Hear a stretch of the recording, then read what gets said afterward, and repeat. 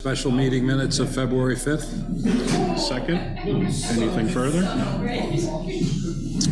All in favor? I make a motion we approve the regular meeting minutes of February 6th. Could we have a minute here and have our meeting, please? Thank you. Second. All in favor? I Aye. make the motion we approve the consent agenda. Anything to add? No. Second. All in favor? Aye. Aye. Public input. Anything for the good of the order? If not, we'll move right into Tim Bell. How you doing?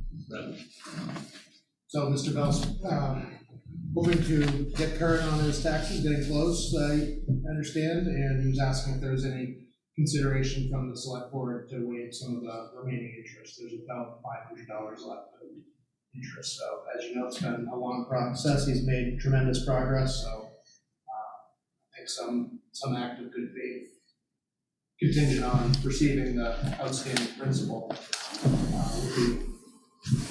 would be reasonable. And if I may say at that point, I was gonna write a check in full to clear it, to get us all. Nice. What's the balance? Is it what's written here or is it what's on your spreadsheet? When you say written here, in the letter, Well, yeah, Tim has his written yeah, I would go by this spreadsheet, spreadsheet. because that's out of the tax system. Okay, so it's substantially different. I think he made a payment after, he made $2,000. He made $1,500. Yeah, right. So after you submitted this, or when you submitted it, you made a $1,500 It was, payment? the next week following, I think I made the payment. Okay. All right. It's 9,700 and he's asking for 488 to be forgiven. Yep. Yep. What's your preference? When would you make the payment, Tim? Within a week or so. So by the 28th, 2 weeks? Yes, yeah. Are we meeting on the 28th? Yeah. I'm fine with that. Okay. No wait for 488? Yep. You want to do up to 500 and then continue to generate. I'll make the motion. Beverly, I'll make the motion that we waive up to $500 in interest from Tim Bell's, what would it be, account? Property tax amount due. Second. All in favor? Aye. Aye. Thanks, Tim. Thanks. Thank you very much. Appreciate it. Thank you. You must be having a good year, so good for you. Well, I've been busting butt. Yeah, I believe it. Congratulations. Thanks. Ready to go, Ben Dreyer? Yeah, you bet. Underwood Engineers, West Swanzey Water Company. So just for a little bit of introduction for some of the folks who don't necessarily know, the town received a $50,000 grant last year to perform an evaluation of the West Swanzey Water Company system. So Ben is here to report back on that study. So we have Ben Dreyer here from Underwood Engineers, Senior Project Manager, and Seamus Quinn, I believe, is on Zoom, and help work on the project. Okay, great. Thank you, Mike, for the intro. So tonight, I'll just give you a real quick overview of the points we'll talk about in the presentation. I'll give you some background on the project and the history of West Swanzey Water Company. We'll go over the existing water system and the conditions that it's in presently. We have some recommended proposed improvements. We'll talk about what the funding opportunities are, what the governance structure would be like, and then next steps. And then we'll open to questions and comments. So we are talking about the water system in West Swanzey. This is over by the woolen mills off of West Street and South Winchester primarily, in that area. Originally the West Swanzey Water System was constructed as part of the mill, Homestead Woolen Mills operation, and it was to supply processed water to the mill. But then there were some residential homes that were, I believe, part of the mill, and so then the water system was extended to serve drinking water to those residences. Now the mills have been closed, and it's under redevelopment currently, but the water system is still in operation, and it serves primarily residential, but there's some commercial entities too, and it runs as a privately operated water utility. And just for context, as we're looking at this, we are seeing an increasing trend of residential and commercial development in the West Swanzey Village area, Route 10 corridor, and I'll give you a little more detail coming up, including some figures, but in general, the water system is aging, and it's in need of improvements to meet current and future demands. So the purpose of the evaluation that we did for the town was to look at the water system and what are the needed improvements, and then to evaluate the feasibility of the town taking over the system, owning it, and operating it, and what would that look like. So here's some stats on the existing system. There's currently about 200 people that are served by the system. That's through about 80 connections. The groundwater aquifer is excellent, and there's plenty of groundwater supply. So the table here shows the current system demands. This is on here. So some of the criteria that we evaluated on is 10 state standards and the DES environmental rules for drinking water. And so basically, when you look at a system, you want to make sure that you have can supply the demand with just one well in service. So with the one well in service that can produce just over 500,000 gallons per day in system demands, average day flow, 37,500 gallons per day, there's a surplus of 466,500 gallons per day. So plenty of water. And still plenty of water when we look at the max day flows as well. And we didn't show the numbers here just for simplicity, but we did look at it, projected future demands when we did the study. And even under those conditions, with some different build out scenarios, there's still a surplus of water. So the water source is excellent. The water system, the supply consists of 3 groundwater wells. Wells 1 and 2 are active wells, and that's what is currently supplying the system. They're located in separate pump houses. I'll show you some details and some photos, but they're antiquated. They don't meet current industry standards, and a lot of the equipment is ready to be replaced. It's served its useful life. There is a 3rd well, but that has been inactive because of some damage to the pump that occurred. So it's a good well, but the pump is not working. There's also a small pressurized water storage tank. That's really to control like surges in the system. It doesn't really provide storage, and it doesn't provide any sort of fire flow, which is important for a water system. So here's the graphic of the extents of the system, just so you can be oriented. North is left of the screen, so that would be Keene, and then running through the center, this is Route 10. Page up is coming into the village area, and this little spot here is the woolen mills. And then on the west side of Route 10, West Street, off of West Street is where the wells are. So there's two wells right close together, and then a third well that's separated.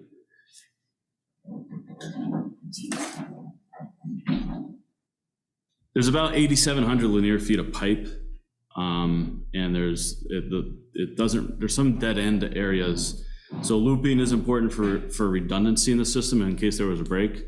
So there's some of these long sections of just, there's no other way. If there's a break here, there's no way that folks that are down here are going to be able to get water. And that's also important to water quality as well. Here's some photos. So I'll go kind of left to right, top left corner. This is the pump house for well number 1. So you can just kind of see it's 1960s vintage. And well house number 2, we weren't even able to access that when we did this tour. There's some issues, I think, with the door, so they just boarded it up. This photo here is one of the well pumps, and this big black structure is the hydro pneumatic tank. So this works just like, at your home plumbing you might have in your basement or as part of your water system. That becomes pressurized, and it helps. So there's not like a water hammer effect when people turn on the faucet in the system. It helps equalize the pressure, and also that way the pumps don't have to cycle on and off every time someone turns the faucet. And then there's a chem feed system in here. There was in the past some high copper levels, so they use soda ash and phosphate to control that. So that's the chem feed, and it's kind of very simple, definitely not modern standard.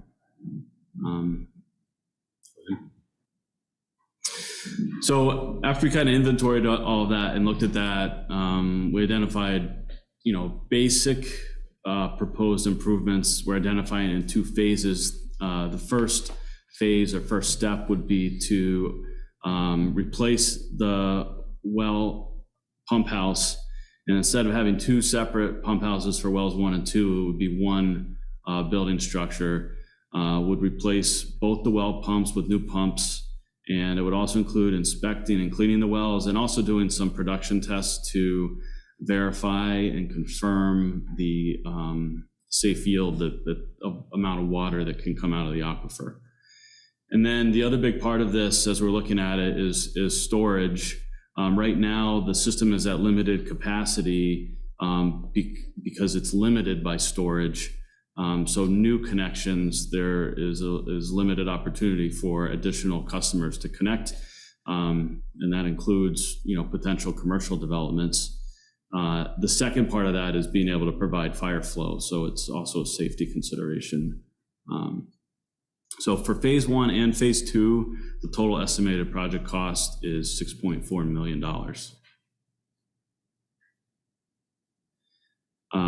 So here's the graphic of the proposed improvements. This time north is up. So Route 10 is running through the center of the figure. And here's the well locations for number 1 and 2. So there'd be a new pump house there. And then the tank location is driven by the elevation. So we need to have a higher elevation so we have the right pressures to supply to the system. So the pumps here would either pump up to a tank that's up on the hill. This is Old Leonard Farm Road. Or an alternative location that we identified is up on Christian Hill Road on the other side of town. In either case, it's about a 300 or 400,000 gallon tank, and up to 4,000 linear feet of water main to connect the tank to the existing system.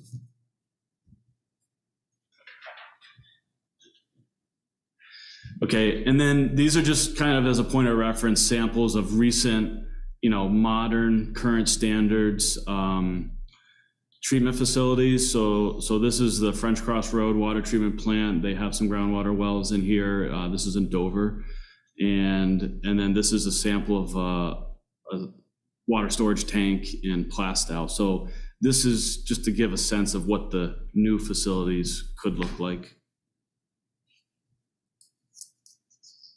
And then, I'm sure when everyone sees the $6.4 million price tag on there, the next question is, how is that going to be paid for? And the improvements would primarily be funded through user rates on the system. So just to give you some background information on that, right now the average annual rate for West Swanzey Water Company users is $743 per year. That's pretty close to the statewide average, $718. And we're getting that information too from the statewide database. They call it the dashboard, but that's where this graphic is coming from. So that's all public information that you can compare other water system user rates. So in the table, this is the components of that cost. Here's the total $6.4 million. That would correspond with the 278% rate increase. So for a current user that pays $750 a year for their water bill, they would then be looking at a $2,100 bill.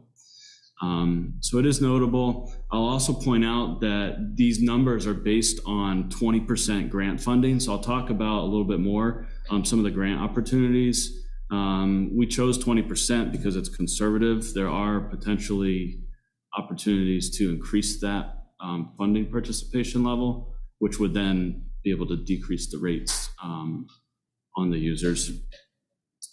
I think the other thing just important to note about on the rates, the increase in rates is not necessarily a function of if the town were to take over the privately owned West Swanzey Water Company system and operate it as a water department or some other type of entity. That increase is potentially there regardless of who is owning and operating the system. It's a nature of the condition of the facilities and their need to be updated.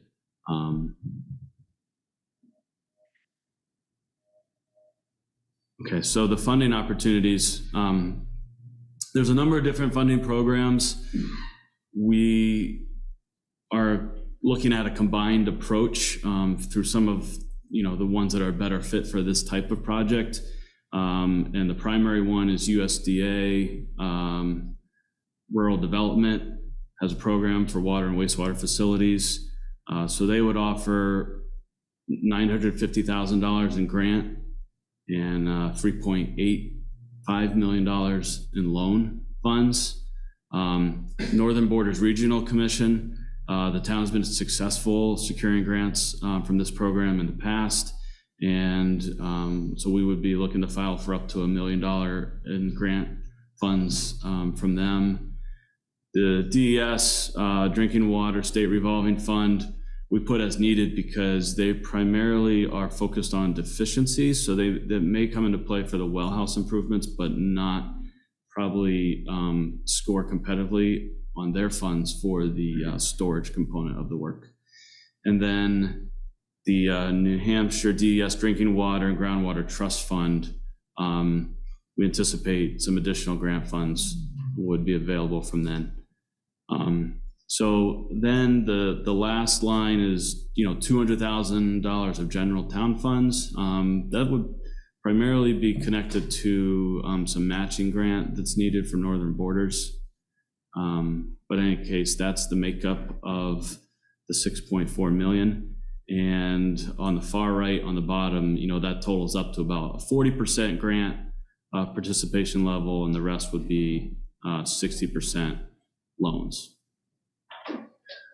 When you say loans, would those be loans paid by the general taxpayers or loans Right. paid by the water users? Right, primarily by the users, and there could possibly be some conditions where, for example, hydrant fees. So if the town was benefiting from fire protection on hydrants, maybe there would be ways that the town would participate from the general fund if it was beneficial to the taxpayers as well. Which is similar to how it works with West Swanzey for the hydrants. Okay. The other piece that we looked at was governance structure. I'll actually, in this case, work from the right to the left because, private system is how it is owned and operated right now. That's governed under the Public Utility Commission. And so even if the West Swanzey Water Company didn't continue to own and operate it, somebody else could come in and do have the same type of setup. There's a lot of regulations under the Public Utility Commission, and there's limited funding opportunities.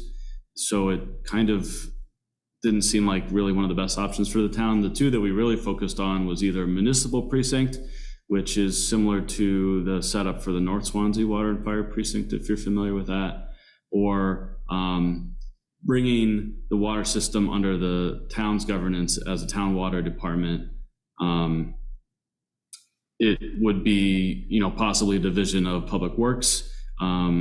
There would be a town water fund to manage the income from the users and expenses to the system, capital improvements and things like that.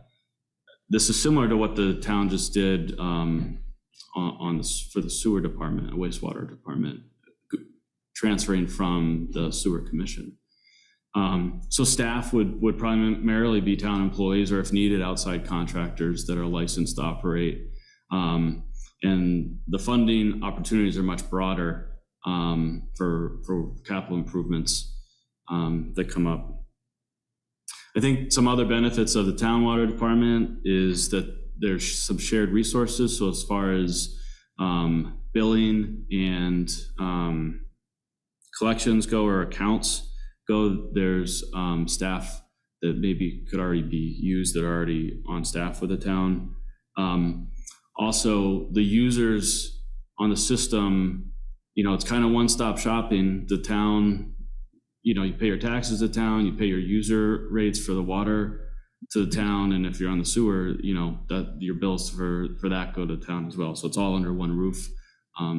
There's a convenience to that. There's also, if you have a problem with your water system, it's, the selectmen are also still involved there. If you were a municipal precinct, the selectmen can't necessarily help you with the problem that you're having with the water system. You have to go to the commissioners of the precinct. So you'd be working with a totally different entity. And as far as the precinct goes, there are some benefits of the precinct that we looked at. That they do have a different tax structure, so they're allowed to apply some tax onto the properties within the limits of the system. So there is a opportunity for more funding there, or additional revenue. It would ultimately be less responsibility maybe on the town, because a different entity would be running the system. And it would have its own set of commissioners. And that could be, if you have good folks that are running it, that's a positive. But if you don't, it can be a challenge. So in our report, we're landing on and recommending, and through our discussions with the town, looking at it being under the town water, as a town water department. That would be the preferred approach. And some of that's because of the success with doing the same process with the sewer department.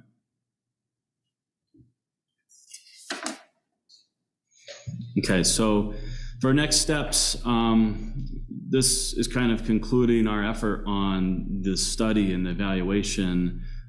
So over the next year, loan applications would be being submitted, and that's actually part of the reason for being here and presenting tonight, is that the town has submitted a preliminary application to USDA Rural Development that would fund a preliminary design study for the proposed improvements to site the tank locations, to size, the building, and finalize the cost. And then there are also other grant applications that will be available throughout the year. So that would then prepare the town for being able to put a warrant article forward at the 2025 town meeting in March to see if the voters would approve appropriating the funds. And then assuming that passed, a final design of the improvements would take place from 2025 to 2026. So it's at least probably a year, just shy of 2 years. And then 2026 to 2027 would be construction of the improvements. That's probably a 2-year construction period. So I think that wraps up the overview and kind of summary of what our study evaluation was about, and we can take questions or comments. We start with the board, and then in 2 minutes we have a public hearing on the USDA grant application, which we can just transition. There you go. Any discussion on? They're good. I've been involved in it, so I'm fine. Mr. Water Company man? You don't want to know what I think. Oh, yeah. Is there any way that besides being like an enterprise fund, that there could be a tax district if the town owns it? Yeah, in our discussions with DES, they brought up the possibility of establishing a TIF district, so that would be another way to generate revenue. So that would be the thought on that. Might be a WIF district, water improvement. Yeah, okay. We could do some kind of a betterment assessment or something. Yeah. Ben, how do you see the TIF forming? Would it be the entire area that could potentially hook up? Yeah, or I don't know if I'm familiar because of the TIF district in North Swanzey to some extent. So I'm not totally familiar with the process of establishing that. But yeah, I think, so in our report, we did kind of identify some planning limits, I guess, of potentially could this system be expanded to the north and the south. I think in the near term, though, it's really about this figure right here. So whichever direction the tank would go, because then you're going to get potential users connecting onto the water main between the tank and the existing system. I think that would be the starting point. We're showing numbers that are, on a 20-year build-out period. So I guess it would also have to consider what's the longevity of the TIF district. Like, is that a permanent? They're not. Right. Yeah.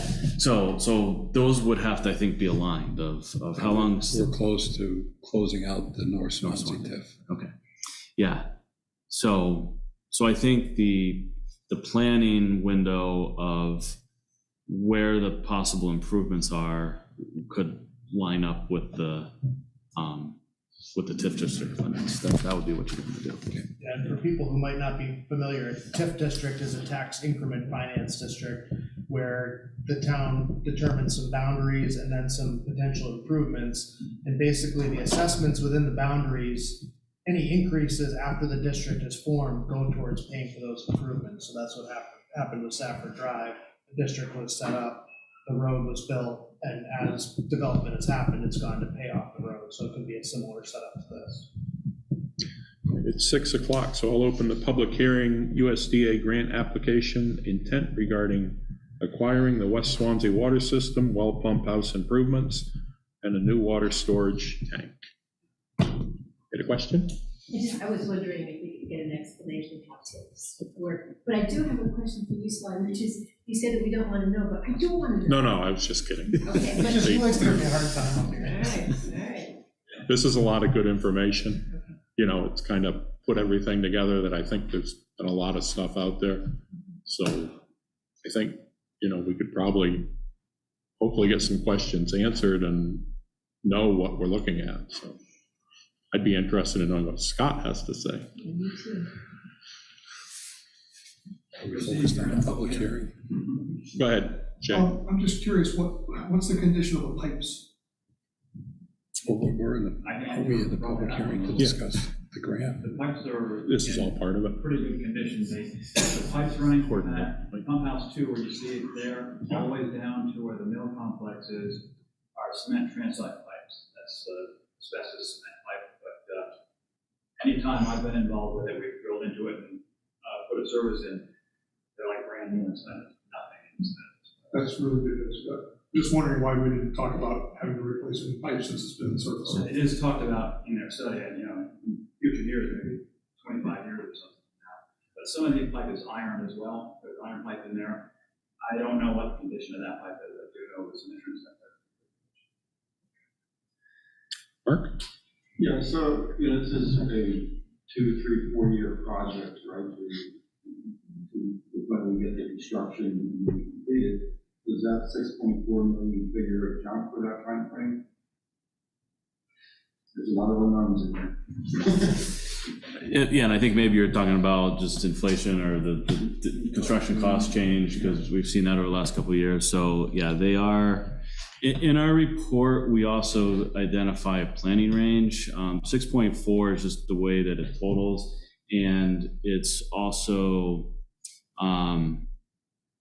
so a lot of the cost is based on like recent work that we've just done. And it is conservative, and we do have contingencies in there. So that does help to, get at the projection of it's a couple years until we would actually be at construction. The other thing is that this, the RD grant application that has been submitted is a pre-planning grant. So it's basically, this will be a specific engineering study that now will update that cost based on looking at it much closer. This study was a little more broad about, the merits of, or the feasibility of the town taking over the system. And the next study is more about specifically what is the improvements that are going to be needed and how's it going to be done. So then those numbers would be much more specific, and then that would be what would be brought forward at town meeting. So, just another question I have, just out of curiosity. So, well pump 1 and 2 are pretty close to each other. They could be in the same building, but they have different depths. What would be the reason? They're around 77 feet, right in that area. Within a foot. Depth is within a foot. They start off at 80 feet as far as I recall. So 80-foot gravel pack well. The reason for 2 pumps is the redundancy of all. It was volume. Originally for the mill, it was volume because they had all the dyeing process down there. They run those 4-inch pipes, all those 8 kettles down there wide open until they're all filled, and those pumps just, they're both run at the same time there. That third well is a larger well than the other 2 wells. That was, I think, it was 1,000 gallons a minute when they put it in. That's what it was for. But they haven't used it, like you said, in a long time. The pipe froze and it broke part of the well. So we see the third well as really an asset to the system for future, because that would provide redundancy, but it also could meet demand if the demand's increased. And then operating with 2 wells is just appropriate for, engineering standards to have the redundancy. So if one well is either needs to be serviced or maintenance, or one fails for whatever reason, you can still operate the system. It also will allow the pumps to cycle back and forth, so it helps with the longevity of the pumps to spread the load. So I think it's good that it's a benefit that they have them that way. So if it's not capped or bentonite sealed, What happened? protected? Well, number 3. Yeah. Yeah, that's a good question. And I'm not totally sure, and I don't really know what the status. Like I said, we didn't spend a lot of time looking at well 3. just because we knew it wasn't operational, and we kind of just said that would be a future phase. And so maybe we identify, you know, the cleaning inspection on well 1 and 2 and a testing, whether you'd want to entertain doing that on the third one too, just to know. And at least inspect it, I guess, to answer that question. But I Or don't seal know. it and Yeah. drill a new well Yeah. later or something. Right, yeah. Yes. Well, it's a question and a comment, and the comment is that, to me, this feels like probably the most consequential thing we've done in this town for maybe 100 years, if we're going forward with this, because of the potential impacts on development in that area. And so, number one, it seems like a really big deal, okay? It's gonna radically change how the land in that area is developed, which leads me to wanting to know what Scott has to say, because I don't see how we can consider this without simultaneously considering how to deal with wastewater treatment. Those two uses, you know, tend to go hand in hand. And that's how it will be. If this is expanded, right, the future business expansion or residential expansion will rely on how that treatment plant works. And right now, the treatment plant is at not design capacity, but at running capacity, just like this system here. It's not at design capacity, but it's at delivery capacity because of the small storage tank. Same way with the treatment plant down there, it's at running capacity or loading capacity, you would call it, because of actually because of more stringent permit parameters put on down that state. So do you not think, wouldn't it be reasonable, as we did in North Swanzey, to be considering both water and wastewater pipes at the same time? You mean in the ground, or you mean just upgrades to the system? Upgrades to the system and pipes? Yeah, I think they probably are going to be looking at upgrades to the treatment plant system, mainly because of the new permit coming out. The town has to be on more stringent, more parameters that has to be. So there'll be upgrades to the plant, probably. I don't know about extensions to the sewer service that are now going to be others to the plant first. And might be the same with the water company, be upgrades to the pump system first, and maybe the sewer system before there's going to be an expansion of the system. But it does make sense, like the Wilson Pond project, where we took care of a lot of drainage issues, we realigned the road, you know, did the water and sewer, so. So the cost would probably be significant. Well, I mean, if you're having the road dug up anyway, then you come back and pave it once after you've done everything. You know, it's good. You have to put it too. Right. You don't need to pitch for the water system, but you need to pitch the gravity of the way. And there'll be other opportunities for grants for the wastewater as well, so it's not just all. And stormwater and so everything. So. Any questions on the grant itself, or the RDA, or? The biggest thing to point out is that it's non-binding, so we actually accept right then.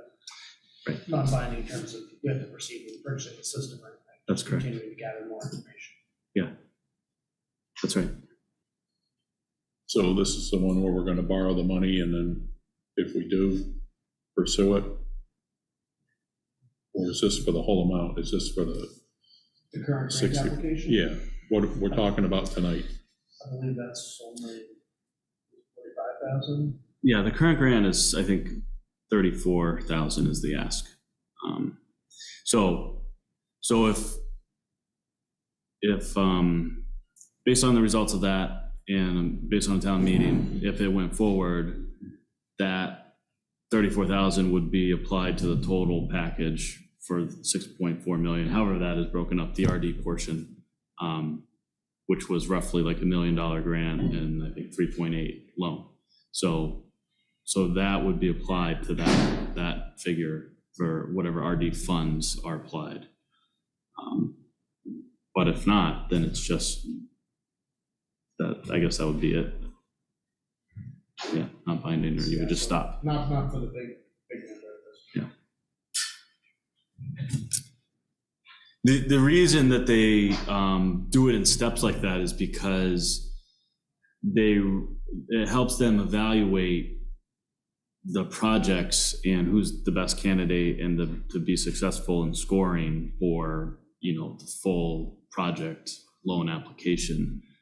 So they've referred to them sometimes as seed grants, but the idea is that they're going to require all this information from you, so they're giving you a leg up, so you don't have to write a check to play in the game of applying for a big grant application. They're giving you a hand to get you to the next step. So. My main question is, as you mentioned before, the dead ends, and is there any thought about fixing that by including making a loop there? Yeah.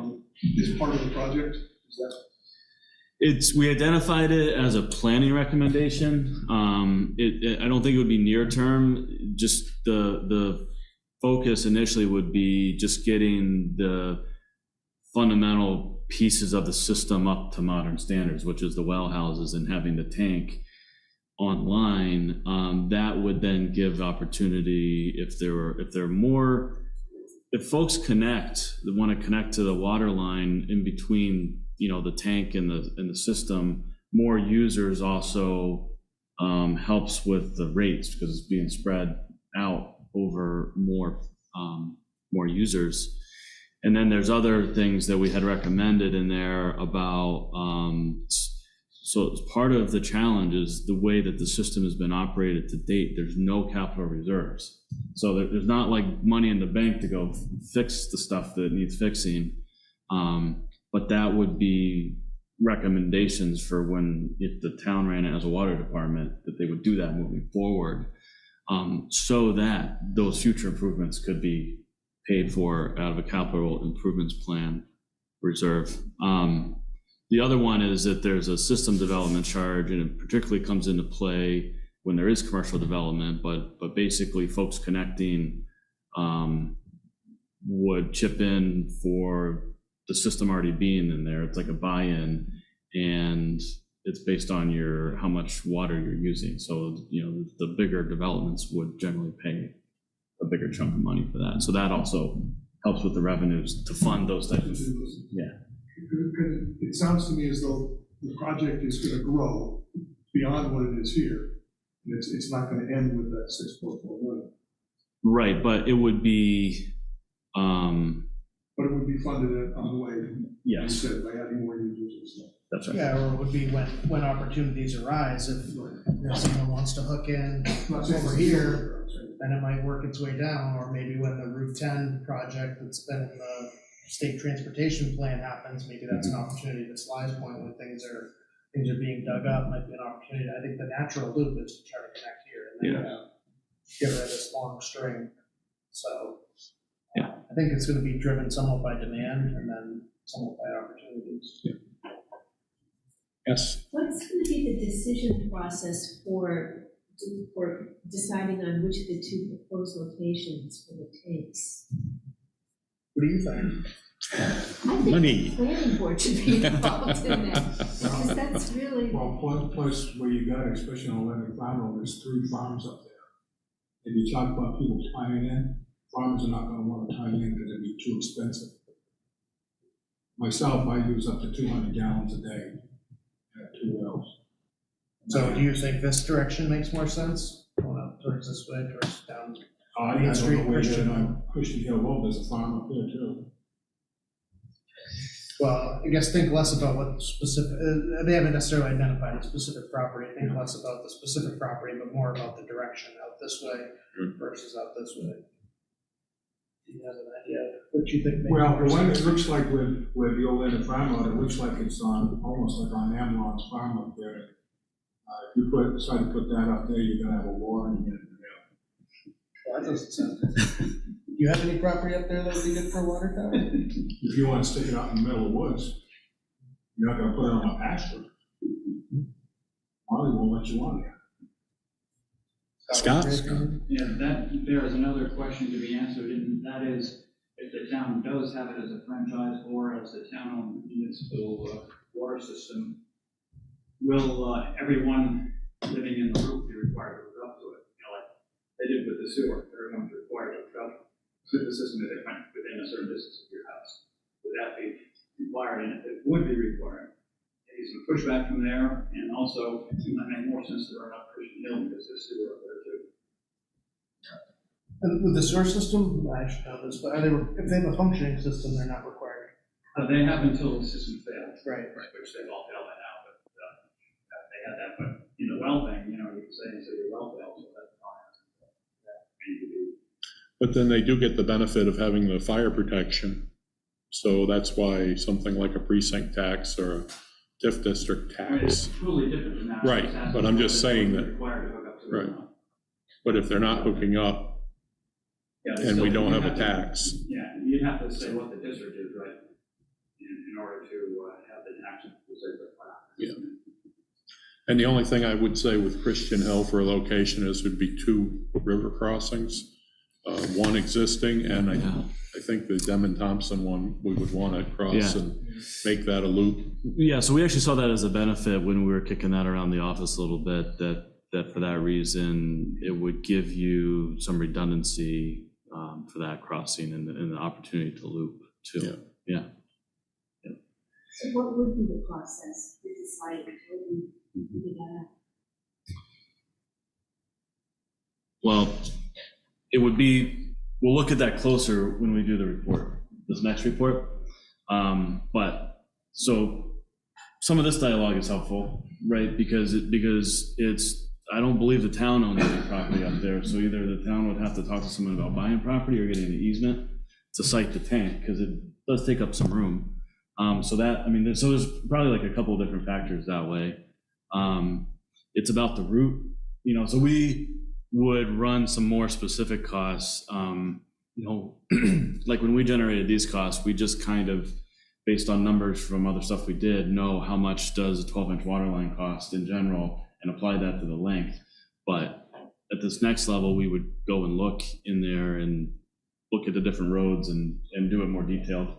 So we could evaluate, does one have a cost advantage over the other? And then you got to weigh that against access, or can you get a site?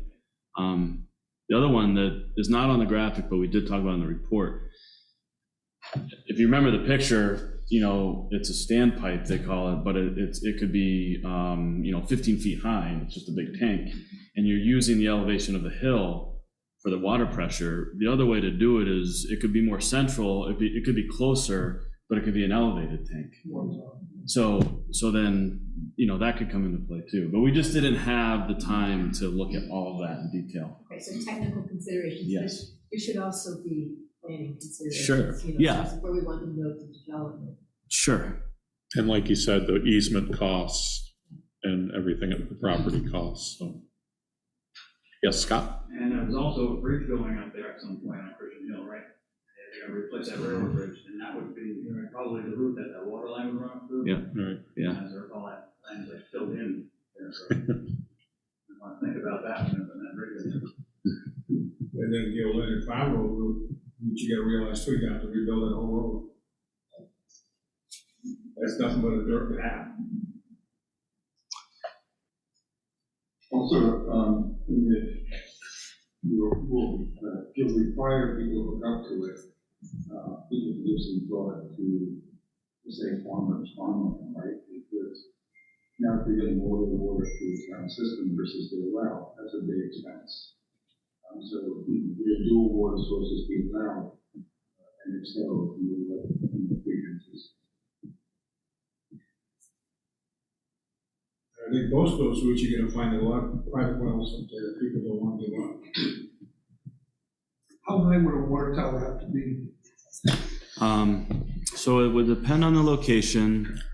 The contours are going to be hard to see on there, but we're basing it, I believe it was on elevation 660. So when they're elevated, they could be up to 100 feet. 100 feet with a tank on top. If it's a standpipe and just at the top of the hill, they're probably only 15 or 20 feet high. So So I'm just thinking about what it looks like and Sure. what the town would feel about having a tower. They're beautiful. I've lived in places where there are water towers, and I'm really happy with them myself, but I'm not sure everybody is. Stick it on Sir Oswald's land way back there, but nobody can see it, and they just be happy. Yeah. Remember, next time, use one of those blue glass tanks for your picture. Okay. Yeah.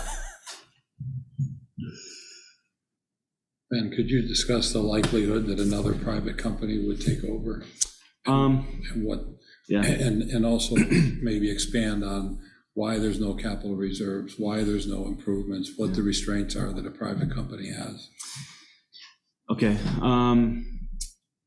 Yeah, I'm not sure that I could predict the possibility or the potential for another private company, but I will say that there is, I'll call it outside interest in the aquifers. Like it's known that those aquifers are excellent and that there is a value to that. So we did a study with nearby or next door with Keene about their water system, and it was a planning study, and they identified the potential to hook on to, or they were eyeing those aquifers. So that would be a municipal entity that's interested in it.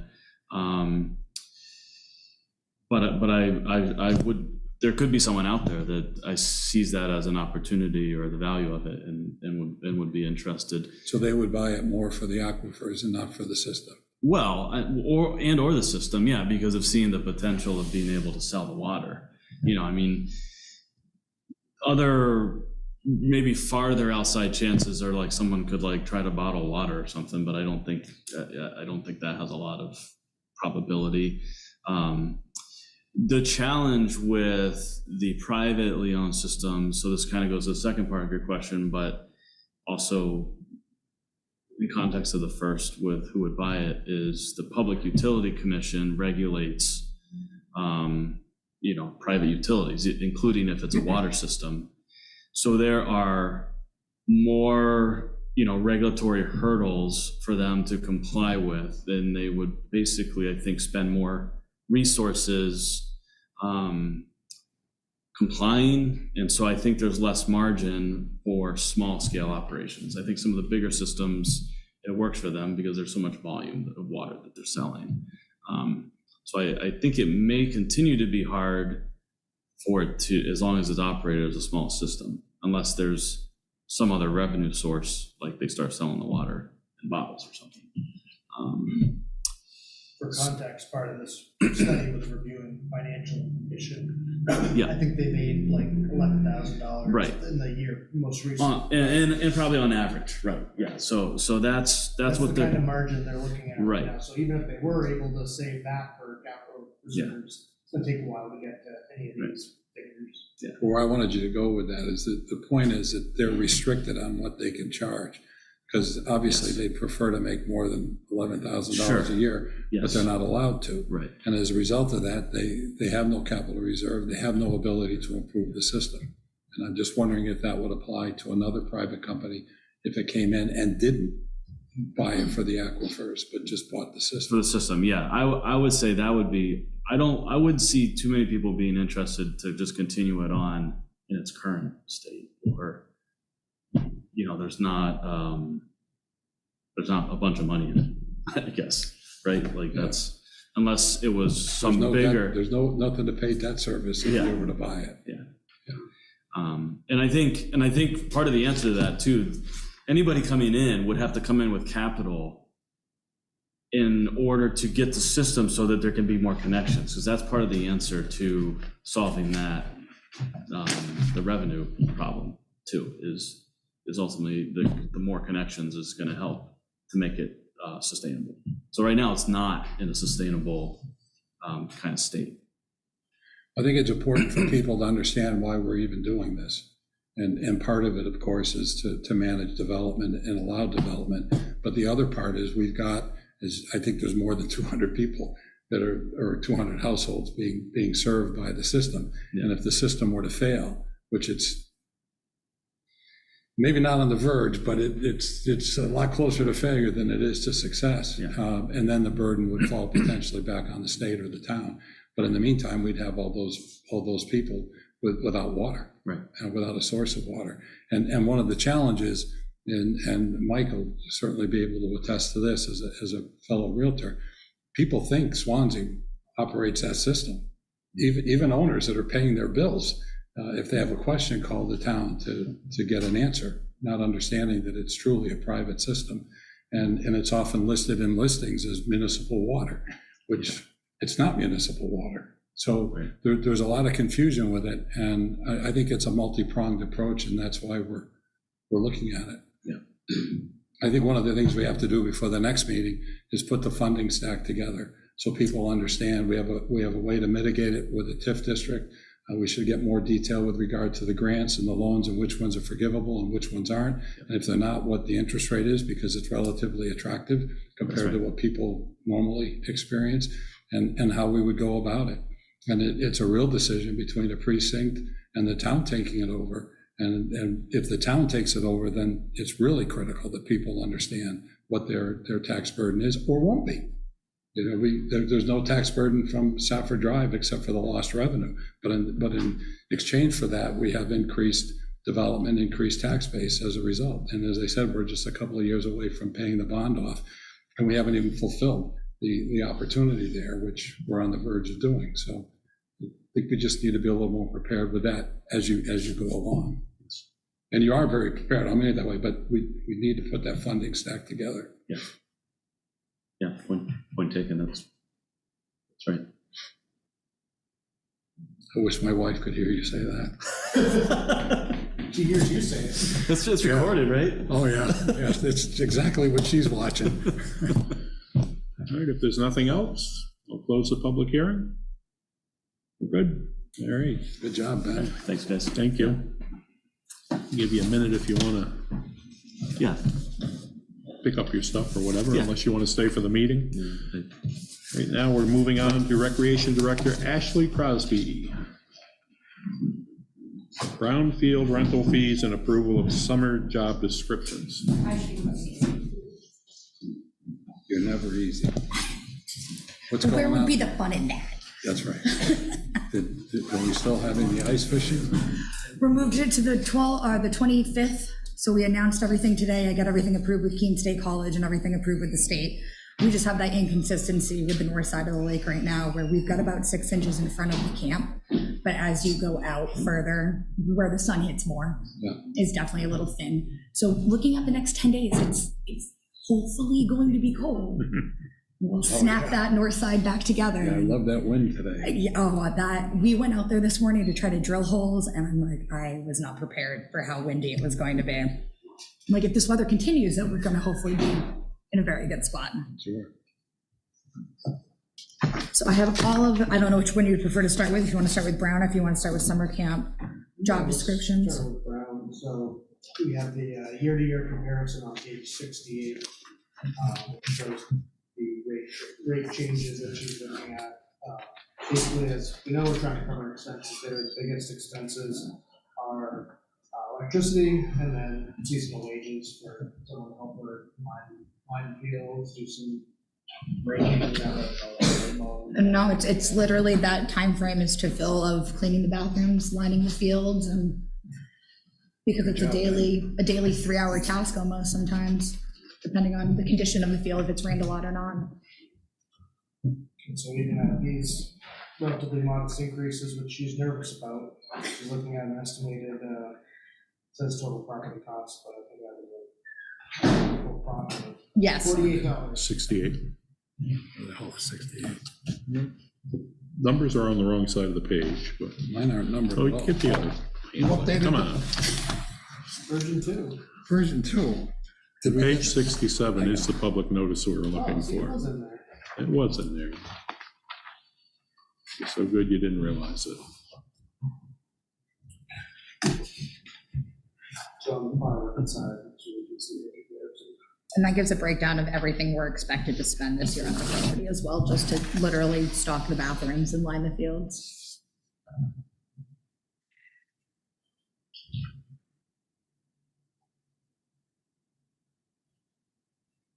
Did you run it by any of the people that would be renting, or? I haven't, that's where I'm worried about it. They're worried because we're so close to the season starting that they've already put their budgets in place. Yeah.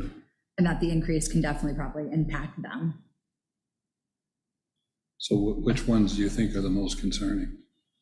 Well, I definitely know the men's league and the women's league are definitely concerned with that potential of the $10 increase from $90 to $100. It does price us higher than Keene. I just don't have the tax funding or the resources Keene has though. And our biggest expense, and this even shows a breakdown of their potential 7 weeks or 16-week season with 2 games a week on the fields of what they would bring in at that $100. And that's where we would literally be able to break even at that $48 for the season. And that's mainly just covering that seasonal wage and electrical. Right. Those are both budgeted on the higher end, but we're seeing electricity over the board, like in that $3,500 range. And our seasonal wages has varied anywhere between the first year we had somebody, it was 27, no, that was not first year. The first year they were $34,000, last year was 27, obviously it was a rainier season. So that's definitely budgeted on the higher end, but I'd rather plan for the full potential use of the field all year long and not end up running a deficit if we do have the potential of a dry summer. I need less rain. Do we have any option to get additional programs in that could offset the increased cost? It would have to be something that would have to run during the day, which makes it hard during summer with summer camp going on. I do have budgeted in here for the potential of JSB coming in to run their camp. They usually do a 1-week camp. The boys did try to run a camp there last summer as well, which would be great to see come back, but obviously rain affected them and they got, I think, maybe 1 day out of their entire scheduled week. Is he still interested? They're under new, or I just reached out to Jim and there's have 2 new directors for both leagues that I've just got in contact with and just got their information. So I did send over saying, hey, would you like to see the new application for this year? Let's chat, because I've been trying to chase a person who's moved out of state and was no longer involved. That's a problem. Yes. But is Jim looking for any use of the fields for his own programming? Not that I've heard directly from him particularly. I know they've used the soccer fields in the past, but with the condition of how uneven that surface is, it makes it hard for the caliber level of programs that he runs, because they're more of those travel style soccer programs that are going to come and look at the field and say, wow, I don't want to roll my ankle, which understandable. Sure. But I would love to figure out how we can obviously get additional revenue in there, but this is based on what's running for the summer already. If I'm open to anyone's suggestions on other things to do, it's just hard enough right now to be able to fit everybody in as we try to do already. And the weather plays the biggest factor. If we get a snow out sooner, I get them on the field in earlier April and it gives us a bigger time frame. But if it snows longer and it's wet, not having the ice rink over there though helps kind of get it out of the parking lot quicker so I can open the field sooner. Sure. One less thing to unthaw. So this basically allows you to essentially break even. Yes, compared, and I know I didn't give these to Michael. I have my obsessive Excel sheets. I have 2022 and 2023 broken out the same way, where in 2022, we lost $1,919.47. In 2023, we lost $1,071.54. And if this went through and you held with where you are, you'd essentially break even. Yes. That's the goal. Well, the goal is to be positive. Exactly. And and the right direction. For those nice improvements we're going to talk about tomorrow night. Exactly. Well, that's where I'm at. The goal is to, it's not going to make a ton of money in the current condition it's in. If we can break even and we can start with these improvements and start really putting in a place where I can pull in programs that are going to want to pay more money to use a facility that's going to be in a better quality. Not to say it's in bad quality, it's just our bathrooms are definitely a sore spot sometimes. Out in the field. Yeah. So that's where I'm at with those. I am concerned that the leagues are going to be are going to want to push back with the price increase. My goal is to break even. That's why we're kind of here to see if you'd want me to hold with what we've previously done so that obviously we don't break their budgets and keep goodwill with them, or if we're really just, we really need to make sure that we cover our assets, I guess. Literally. Yes. Any chance for advertising or anything? We actually absolutely could do that. I could definitely set up a kind of like a scholarship or a donor banner donation type deal. It would just be working with figuring out a company and then figuring out the cost for a banner versus what would be good to take in then for that fee to promote them on the fields, because we do have If enough. you could get $2,000 that way, That could help offset. yeah. I have no objection to looking into trying to get some field sponsors and things like that for the season and keep the price the same so we don't upset leagues. I didn't actually, Or we'll Maybe have them. Maybe both, but, Yeah, maybe, well, do you want to now commit to receiving? Right. what you're hoping to get? Maybe have the league get the sponsors, okay, but, right, I mean, Either that we or. could give them some fence space to put the banners. and create an incentive where we share the proceeds. because Or even the- too, the fence that sits along the far side towards right on Route 10, that's great advertising if you put something up on there. The amount of people who travel down up and down that road every day. What was that? Yeah, Yeah, I think that's a great idea. I did that with Jim, and it wasn't inexpensive. perfect. Oh, and actually, that's, It's affordable, but not, well, that's a good idea. I could reach out to Jim as well, just to see where they're getting banners from and how he's kind of setting that and all you've up. also got the lane fields, you can check with them, and where they're getting. Yeah, they get everything from Bulldog. I do know how they do all of theirs. I didn't mean that, I meant the contributors, the people that are actually buying the banner. I actually have their updated sponsorship form that There we you go. just handed out to all of us last week. You just went from break even to. There we go. profitability. Good job. And this is why I come to these meetings, because sometimes I get very set in what we're doing, and I forget to look for those outside options in different ways. Perfect. So I guess the verdict is, where would you like me to stay with the rate then? I would say go with what you're saying and go back to the leagues and say, you know, we could allow you to sell sponsorships and hang banners on our fence to offset that cost. They might even make a little money, you know, it might be cheaper this year for them. Perfect. And then if they are interested, you could pursue it as a way to. I think you can do both. Yeah, and there's enough fence space over there in the big scheme of it all, that we can definitely, yeah. But I agree with Sly, I think you keep your rates, and if you have to negotiate, but keep your rates. That's, Yeah. the goal is to get you where you need to be. That was, you should have seen how long I played with this Excel sheet to figure out where I needed to be. And you'll even notice there are things on the line items that don't have amounts because I eliminated them, going, well, we can wait till next year on bringing this in to see what we can do to try to keep as much cost down as possible. Well, they get a facility people want to come to, so add them back in and make it up on your banner sales. Yes. And we can have painted dugout sponsors.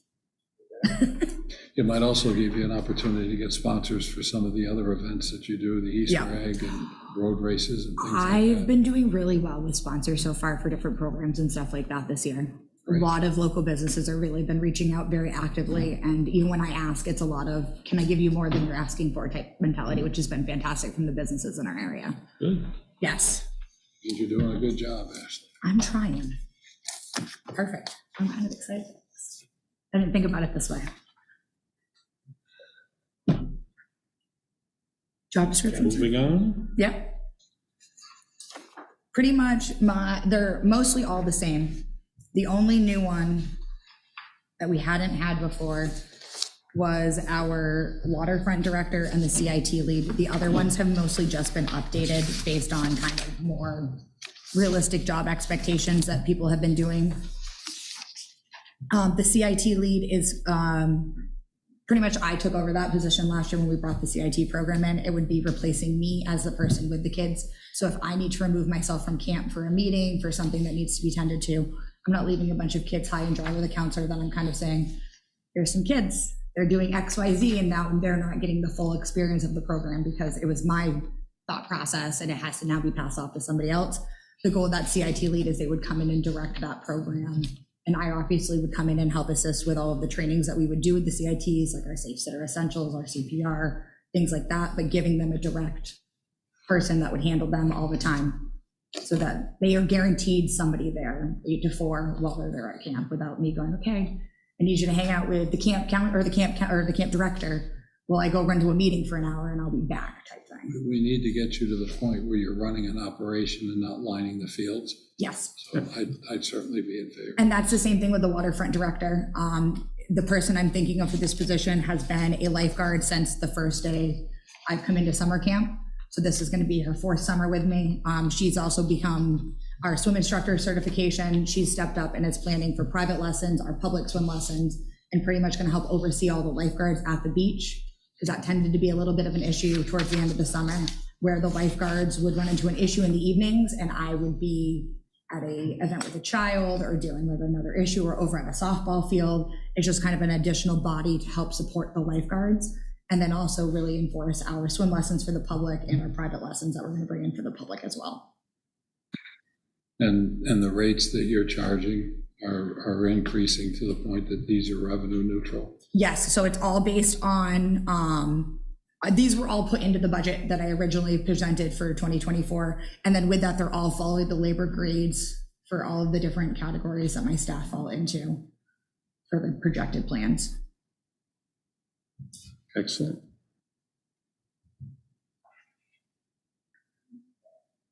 Where are we with the lane fields, our agreement there? I don't know where we are in that. We have been discussing back and forth with them. We meet tomorrow to hopefully have a final discussion and get everything signed. Okay, are we looking at 5 years instead of 3 years? Ideally, we were originally going to propose a 1 year just because it's so, they're potentially looking at turnover with their president in the next year and a half. And I think a 1 year, if they're just going to sign it, makes it a little easier in the long run, just because there's potential of all their turnover. We are debating right now on a fee for the fields, just to mainly cover the electrical costs that the town is incurring for the cook shack and the maintenance barn. But hopefully that will be hashed out in our discussion tomorrow. Good for you. I love what they do and they run an amazing program, but we're eating a lot of money to not see any of it come back our way. Mm-hmm. And my goal again is to break even. I'm not looking to make money off a program that's doing a wonderful service for the town that I can't produce at their caliber. And they're pushing for a 1 year? They are not. They're pushing for a 2 year. Because, well, knowing that their president is going to probably turn over in about a year and a half. Okay. So that was where we were going back and forth a little bit on it. My goal is just to try to keep it as whatever is going to be the easiest to renegotiate, and I'd love to get to the point where we don't even have to negotiate. We meet, and it's a good way to also make sure I get an updated certificate of insurance every single year from them. I get the application, I get the insurance. If I don't get the application, it's one of those, it's January, March, I've got to go to them and get an updated. Then in my mind, it kind of went a little easier if they just went hand in hand. Could you send me a copy of the contract? Yes. Thank you. Absolutely. We'll have to make a motion on the brownfield rental fees and the summer job descriptions. Did you get that, Beverly? I got the one about the, Second, all in favor? Aye. Aye. Great job, Ashlee. Awesome. Congratulations. Thank you guys so much for your time tonight. Thank you for yours. I did. Next night, I would still in the basement. It's working great though, I'm not gonna lie. Hey, I got space in my whole barn. See? Well, I share with the spiders, but. as somebody who's very cold sensitive, I've actually really enjoyed. Excuse me, I do need to ask a question about that motion. Sure. Was the motion included the increase in the brownfield fees? Yes. So you are increasing the fees? Yes, as proposed. Oh, it's okay. I thought you had agreed not to. I'm sorry, I misunderstood that. Nope. We're going to try and have the renters offset with some advertising. Understood. The amount of people in those men's and women's that own the business that sponsors the team might be a good place for them to put another banner. Awesome. Thank you. Under new business, Board of Selectmen annual report. So I gave you the board report packet, and then I also provided some dedications and memorials consideration. Looks good. There'll be some pictures for these. Yeah. So just for everyone else that's obviously not reading what we're looking at, we're talking about dedications to Chairman Ken Colby and the Luzio ambulance. And then in memoriam would be Peter Johnson and Robert Herrick. I didn't know if he was a lifelong resident. So we'll put that. Good question. Find out tomorrow. Okay, thanks. Don't be afraid to look that over. Any comments on this? I will. Curious about the semicolon, but it's an interesting. Not ready. No, I have no clue. I think it's interesting. I'll take a look at it. Trying to work in different punctuation into my writing. You're doing a hell of a job. Did I miss anything big on the board report? I can't read that quickly. Well, yeah, this on Monday. I told him there was I missed it then. one comma missing. Otherwise, So you didn't tell me where. Yeah, I did. you didn't find it? It's at the bottom. You need consensus? That'd be great. Consensus. We're also still open to cover ideas.